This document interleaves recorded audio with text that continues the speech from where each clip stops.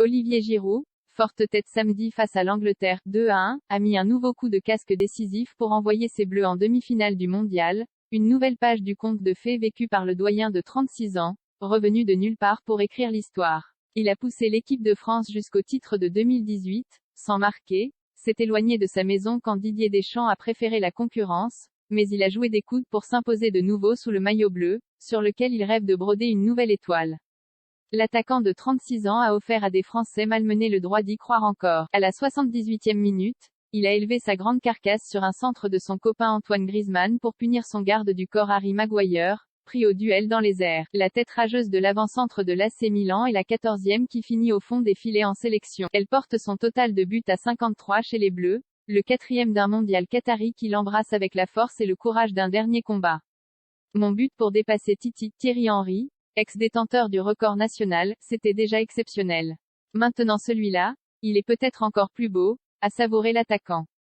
J'ai un super ballon d'Antoine Griezmann, et après cela a été une émotion indescriptible. Route sinueuse. Le grand barbu aux 118 sélections n'en finit plus d'étirer son histoire dorée avec les Bleus, pourtant débuté tardivement à 25 ans en novembre 2011, alors qu'il était si loin de ses amis il y a un an de cela.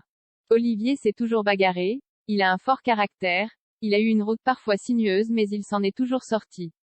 Il est bien dans ses baskets et en plus il transmet ça à l'ensemble du groupe, l'a complimenté mardi le sélectionneur adjoint Guy Stéphane, qui le fréquente depuis 10 ans maintenant. 4 ans et demi après le sacre de Moscou, je le trouve toujours à fort caractère, toujours aussi mobile sur le terrain, peut-être avec encore plus de malice, a poursuivi le N2 du staff, admiratif devant le mental de son attaquant. Et dire qu'en septembre, sa participation au mondial qatari était loin d'être certaine. Depuis un an, Didier Deschamps l'avait laissé de côté à chaque fois que Karim Benzema était disponible. Mais l'attaquant de l'AC Milan a su se rendre indispensable et gagner sa place, une nouvelle fois. Le forfait de Benzema lui a ensuite ouvert un boulevard vers le 11 de départ. Depuis que j'ai été reconvoqué, j'avais un fort désir de montrer que j'étais à 200% avec l'équipe de France. Le coach m'a donné cette opportunité et je l'ai saisie, a-t-il glissé au début du tournoi. Se remettre au boulot. Celui que Benzema avait comparé à un karting a mis la gomme au Qatar, avec une insolente réussite qui s'est exprimée d'entrée avec un doublé contre l'Australie, 4-1. Quelqu'un de sage m'avait dit, on a tout 20 ans et le reste c'est de l'expérience. Je joue comme un gosse de 20 ans, avec la mentalité d'un petit jeune qui vient d'arriver, qui a toujours faim. Un moment mon corps dira stop mais maintenant il a l'air d'encaisser, donc zéro limite, a confié le grand N9 récemment. Sa rage de vaincre faisait plaisir à voir après son but libérateur. Au coup de sifflet final, il a poussé un gros soupir de soulagement avant d'aller danser avec ses coéquipiers. Même cette feature d'image s'il n'a pas marqué il y a 4 ans, il a toujours été important. Il a eu des périodes difficiles et aujourd'hui, il est récompensé.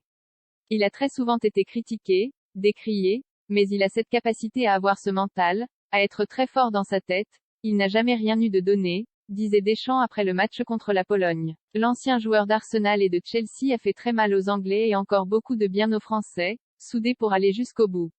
Ces sourires, cette joie sur les visages me rappellent de belles choses, a-t-il déclaré en référence à 2018. Mais dès demain on va se remettre au boulot, car il reste 2 matchs. AFP ici Beyrouth 11 décembre, 2022.